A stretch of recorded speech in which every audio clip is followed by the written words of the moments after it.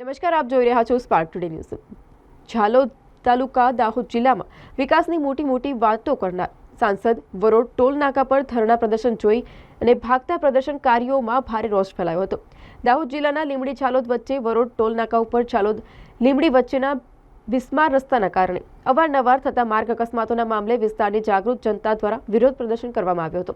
સામાજિક કાર્યકરો ધરણા પર બેઠા હતા ત્યારે દાહોદ જિલ્લાના વિકાસની મોટી ગુલબાંગો પોકારતા દાહોદના સાંસદની ગાડીને રોકવાનો પ્રયાસ કરતા તેઓએ ટોલ નાકા પાસેથી ભાગવું પડ્યું હોવાનો વિડીયો સોશિયલ મીડિયામાં વાયરલ થતા લોકોમાં ભારે રોષ જોવા મળ્યો હતો। લીંબડી ઝાલોદ વચ્ચેના રોડના ઠેકાણા નથી। રોડ પર ઠેર પડી ગયેલા ખાડાઓના કારણે રોડ અત્યંત બિસ્માર બની ગયો છે। આ બાબતે પ્રજા દ્વારા અનેકવાર રજૂઆતો કરવામાં આવી છે, તેમ છતાં પણ અધિકારીઓના પેટનું પાણી હલતું નથી। ત્યારે જો વાત કરીએ તો જિલ્લાના વિકાસની મોટી ગુલબાંગો પોકારનાર જિલ્લાના સાંસદ તેમજ ફતેપુરના ધારાસભ્યની રસ્તે નીકળેલી વૈભવ ગાડીને રોકવાનો પ્રયાસ ધરણા પ્રદર્શન કરી રહેલા લોકોએ કરતા સાંસદે પોતાની ગાડી રોકવાનો આદેશ શુદ્ધ ન આપતા ગાડીના ચાલકે ગાડી ભગાડી મૂકી હતી। ત્યારે ફતેપુરાના ધારાસભ્યની ગાડી ઊભી રહેતા ધારાસભ્યએ લોકોની રજૂઆત સાંભળી તેના નિકાલ માટેની હૈયાધારણા આપી હતી। દાહોદના સાંસદ પાસે લોકોની સમસ્યા સાંભળવાની 5 મિનિટ પણ નથી। ગાડી ઊભી રાખવા માટે લોકો ગાડીની પાછળ પણ દોડ્યા હતા। ગાડી ઊભી ન રખાવી ગાડી ભગાવી મૂકી હતી। આ જે વિડીયો છે તે સોશિયલ મીડિયામાં વાયરલ થયો હતો, જેને લઈને લોકોમાં રોષ જોવા મળ્યો હતો।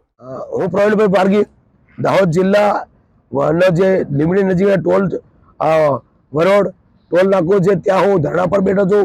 ધરણાનો એસઆઈ મારો એ છે કે જ્યાં અહીંયા ટોલથી અહીંયા મારા સમાજના દાહોદના બધા ભાઈઓના જે ટોલ લેવામાં આવે છે એ અહીંયા પરમ દિવસ રાત્રે અહીંયાથી પસાર થયો અને મેં મારો સવાલ પૂછ્યો કે સાહેબ અમે ટોલ આપીએ પણ અહીંયા જે ખાડાઓ પડ્યા છે મેં 3 મહિના પહેલા પણ મેં 10-33 પર રજૂઆત કરી છે, તેમ છતાં પણ આ ટોલના આ જે પરિસ્થિતિ છે, જે રસ્તો છે જે ખાડાવાળો હજુ પણ છે, તો એના ટ્રેન કર્મચારીએ અમારી જોડે એવું વર્તન કર્યું કે ભાઈ આ દાહોદની ગાંડી પ્રજા છે, ગંડુ પ્રજા એ તો એ ટોલ ભરે છે, તને જ ખાડો દેખાય છે, આવું એ અહીંયા કર્મચારીએ કીધું।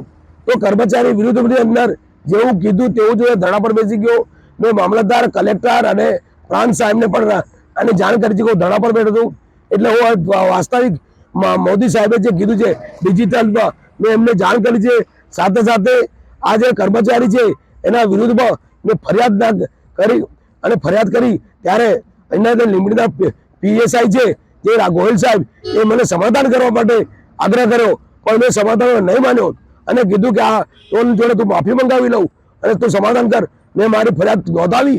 જે મેં એની ફરિયાદ નોંધાવી ત્યારે એના પીએસઆઈ ગોહિલે મને કીધું હવે તારી પર હું ફરિયાદ નોંધાવું છું, એવું મને દબાણ કર્યું અને બેસ બોલાવો પેલા ટોલ પ્લાઝા વાળાને આની પર ફરિયાદ નોંધીએ। તો સાહેબ હું મારે સ્વતંત્ર નાગરિક તરીકે મેં એમનો નહીં સાહેબ અમે દબાવી ના દઈ શકો, તો એ ગોહિલ સાહેબે પેલા લોકોને બોલાવી અને ખોટી મારી પર ફરિયાદ દાખલ કરવા માટે દબાણ કર્યું। સાથે મેં ગોહિલ સાહેબ પર તમે આવું નાગરિક સાથે ના વર્તન કરી શકો માટે ગોહિલ સાહેબ પર મેં ફરિયાદ કરી છે। જોઈએ છે ફરિયાદનું મારા પ્રજા સુધી મેસેજ તો કે અધિકારીઓ પણ એમની પર એક્શન લે।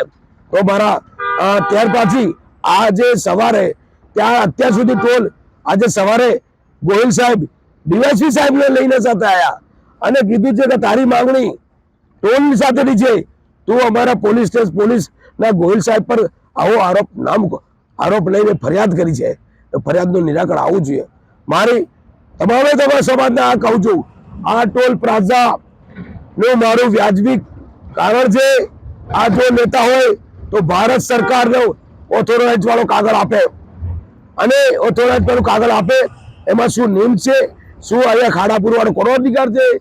જે ખાડા એજન્સી એકબીજા પર માથા પર ફેંકે છે, આ ટોલ પ્લાઝા પૈસા ચૂકવવાનું કામ કરે છે, પણ સમાજનો સમસ્યા નથી લાવતો। તો મારી માંગણી એક હોય કે અહીંયા કર્મચારી પર એક્શન લેવાય।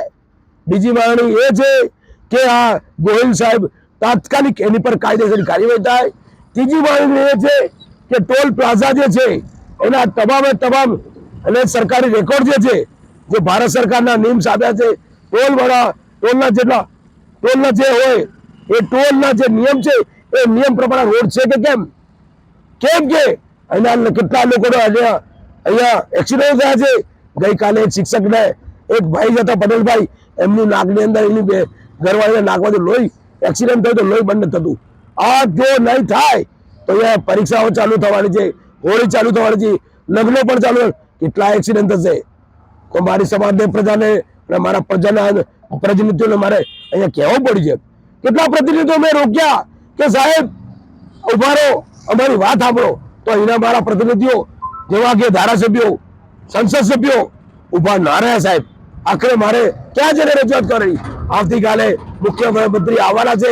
હું પ્રજાને કહું છું કે આવતીકાલે મુખ્યમંત્રી સવાલ કરો, આ ટોલ સાચો છે કે ખોટો છે એ પ્રૂફ કરી બતાવે, અમને ડોક્યુમેન્ટ આપે.